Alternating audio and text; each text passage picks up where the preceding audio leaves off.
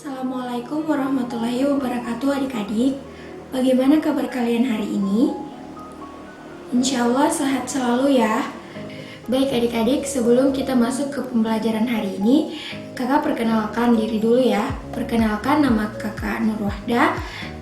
Adik-adik bisa panggil kakak dengan sebutan Wawa.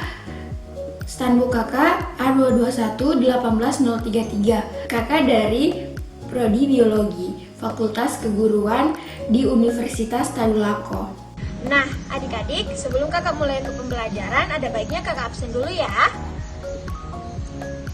Ketua kelas Hadi Pramono. Ya. Makfira.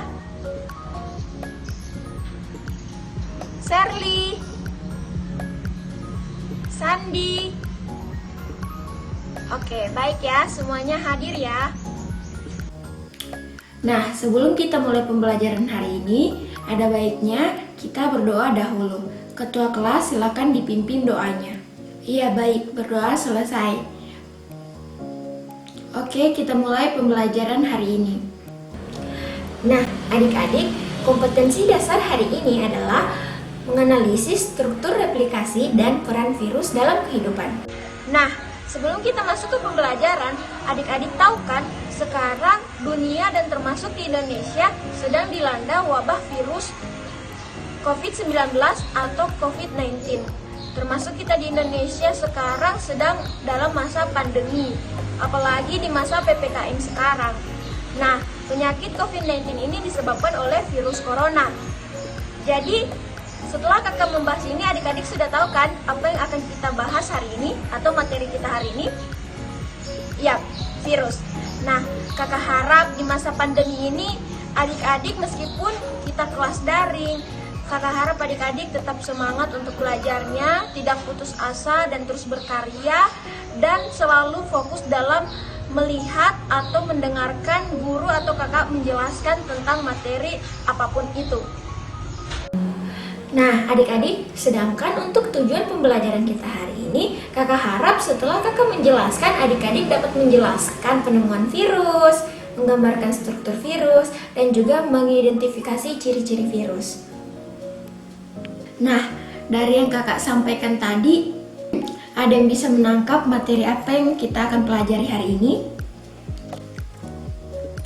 Nah, betul. Jadi materi yang kita akan pelajari hari ini bersama kakak adalah materi tentang virus. Nah, adik-adik, pada kesempatan kali ini kakak akan membahas tentang virus. Nah, waktu kelas 10 paling awal, kalian pasti sudah belajar tentang cabang-cabang ilmu biologi kan? Salah satunya ada cabang ilmu biologi yang disebut dengan viriologi. Dari namanya aja, kalian pasti tahu kalau cabang biologi yang satu ini membahas tentang virus. Nah, sekarang kita coba mengenali virus itu apa. Yang pertama, kita mulai dari sejarah virus ya. Awalnya, virus itu ditemukan oleh seseorang peneliti yang bernama Adolf Meyer. Dia menemukan pada tumbuhan tembakau ternyata muncul bercak-bercak, makanya dia bilang tembakau itu mengalami penyakit mozaik. Tetapi dia belum tahu jenis patogen apa yang menyerang tanaman tersebut. Apakah bakteri? Tapi dia berasumsi bahwa itu adalah. Nah, beberapa tahun berikutnya, seorang peneliti bernama Dmitri Ivanovsky, dia menemukan bahwa ternyata makhluk yang menyerang tembakau ini saat disaring pada alat bakteri, dia bisa lolos. Jadi dia berpikir ini pasti bakteri yang ukurannya sangat kecil. Nah, beberapa tahun kemudian, peneliti yang ketiga, Martinus Beijerinck, dia menemukan bahwa saat dia melakukan ekstraksi dari tembakau yang sudah diserang oleh penyakit mozaik ini, ternyata pas ia suntikan pada tumbuhan tembakau yang lain, daya serang dari patogen ternyata tidak berkurang. Maka ia berkesimpulan bahwa patogen yang menyerang tembakau ini adalah patogen yang bisa bereproduksi. Selanjutnya, peneliti yang keempat adalah Wendell Stanley. Dia menemukan bahwa patogen yang menyerang tembakau tersebut ternyata bisa dikristalkan. Jadi, ia berpikiran bahwa ini bukan bakteri, tetapi ini adalah makhluk lain yang sering kita sebut dengan virus. Berikutnya, kita bahas tentang struktur virus ya. Nah, yang pertama, ternyata virus itu kita tidak bisa kategorikan sebagai sel. Jadinya dikatakan sebagai makhluk aseluler. Nah, kenapa kita bilang aseluler? Karena pertama, dia tidak punya membran inti. Pasti dia juga tidak mempunyai membran sel. Kemudian dia juga tidak memiliki inti sel atau nukleus. Dia pun tidak memiliki cairan sel atau sitoplasma. Dan dia juga tidak memiliki organel-organel sel. Nah, yang dia miliki itu ternyata hanyalah materi genetik berupa asam nukleat. Asam nukleat yang dipunyai hanya memiliki satu DNA saja atau RNA saja.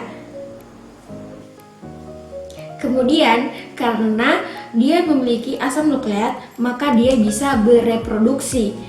Hanya saja ia mampu bereproduksi pada makhluk hidup lain. Jadi, si virus ini harus hidup secara parasit.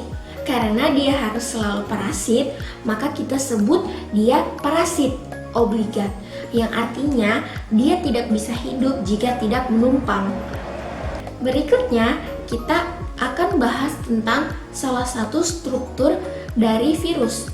Tapi sebelumnya, kita coba bahas sedikit yang bentuk-bentuk virus. Jadi ternyata si virus ini ada yang bentuknya seperti tabung, atau ada juga yang bulat seperti bola, ada juga yang berupa filamen atau benang, dan juga ada virus yang bentuknya seperti huruf T. Nah, salah satu virus yang menyerupai huruf T itu adalah bakteriofag. Kita coba bahas dulu ya, struktur bakteriofag itu seperti apa. Nah, jadi tubuh bakteriofag itu sebetulnya terdiri dari 3 komponen utama. Yang pertama adalah bagian kepala, yang kedua ada bagian leher, dan bagian terbawah adalah bagian ekor. Nah, di bagian kepalanya ini strukturnya disebut dengan kapsid atau selubung protein. Nah, di dalam kapsid ini kalian bisa menemukan materi genetik. Tadi materi genetiknya ada DNA atau RNA. Untuk bakteriofag, ternyata materi genetik yang dia punya adalah DNA. Kemudian di bagian bawahnya ini kita sebut dengan selubung ekor. Bagian yang paling bawah ada yang disebut dengan pelat basal atau papan dasar, dan yang strukturnya agak meruncing ini kita sebut dengan jarum penusuk. Nah, yang strukturnya seperti kaki ini bukan kaki ya. Ini kita sebut dengan serabut ekor. Kemudian untuk bagian kapsidnya di sini kan bentuknya segi 6. Nah, ternyata bagian kapsidnya inilah yang berfungsi sebagai penentu bentuk-bentuk virus tadi. Makanya ada yang seperti tabung, bulat, filamen, atau seperti huruf T. Nah, tadi itu struktur dari virus. Kakak review sedikit dulu ya. Jadi yang pertama tadi saat kita bahas tentang struktur virus, ingat virus itu aseluler, kemudian dia hanya memiliki DNA saja atau RNA saja. Dia mampu bereproduksi, tapi dia hanya menumpang pada makhluk lain atau parasit obligat. Dan satu lagi, virus itu adalah makhluk yang labil karena dia bisa dikatakan sebagai makhluk hidup, dan dia juga bisa dikatakan sebagai benda mati. Kenapa? Kalau dia dikatakan makhluk hidup, berarti dia bisa bereproduksi. Tapi dia dikatakan benda mati karena tadi ternyata virus itu bisa dikristalkan. Kemudian dari struktur virusnya, ingat yang bentuknya seperti huruf T itu adalah bakteriofag, artinya virus yang menyerang bakteri. Nah, adik-adik, setelah kakak menjelaskan materi virus tadi, kakak ingin bertanya kepada adik-adik. Ada yang bisa menyimpulkan materi kita hari ini? Nah, iya, silakan Ketua Kelas Hadi Pramono. Wah, sangat bagus. Terima kasih Hadi Pramono atas kesimpulannya. Nah, jadi kakak simpulkan juga ya sedikit. Jadi virus itu ditemukan pada tahun 1882 oleh ilmuwan yang berasal dari Jerman yang bernama Adolf Meyer, yang mempelajari tentang penyakit tanaman tembakau yang menyebabkan pertumbuhannya terhambat, dan tanaman tembakau tersebut dia muncul bercak-bercak putih ya. Dan juga virus itu bersifat apa? Ya, aseluler dan juga seluler. Kenapa dia disebut aseluler? Karena dia bisa dikristalkan. Sedangkan kenapa dia bisa disebut dengan seluler? Karena dia mampu bereproduksi. Nah, jadi adik-adik cukup sampai sini saja dulu ya materi hari ini. Nah, adik-adik, sebelum kakak menutup pembelajaran hari ini, kakak akan memberikan sedikit evaluasi kepada kalian tentang materi yang baru saja kakak jelaskan. Soal yang pertama, perhatikan sifat-sifat virus berikut ini. Yang pertama, ada dapat dikristalkan. Yang kedua, tidak memiliki sitoplasma, inti sel, dan organel sel. Yang ketiga, dapat bereproduksi. Yang keempat, memiliki asam nukleat berupa DNA atau RNA. Soalnya itu, sifat-sifat yang menunjukkan bahwa virus tergolong benda mati adalah A. 1 dan 2, B. 1 dan 3, C. 2 dan 3, D. 2 dan 4, E. 3 dan 4. Nah, adik-adik, selanjutnya soal nomor 2 ya. Perhatikan lagi papan tulis di samping kakak ini. Nah, selanjutnya soal yang nomor 2 ini adalah bakteriofag atau virus yang berbentuk T. Nah, soalnya ini adalah berdasarkan gambar materi genetik virus ditunjukkan oleh nomor A1, B2, C3, D4, E5. Nah, baik adik-adik, untuk pengumpulan jawabannya, kakak kasih kalian kesempatan untuk menjawab soal tadi 2 nomor itu selama 3 menit. Dimulai dari sekarang.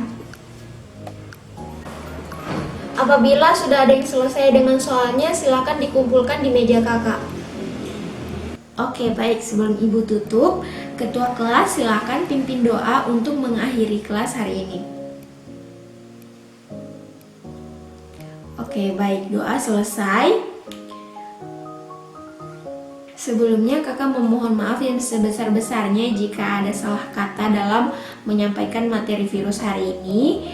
Wabillahi taufiq wal hidayah. Wassalamualaikum warahmatullahi wabarakatuh.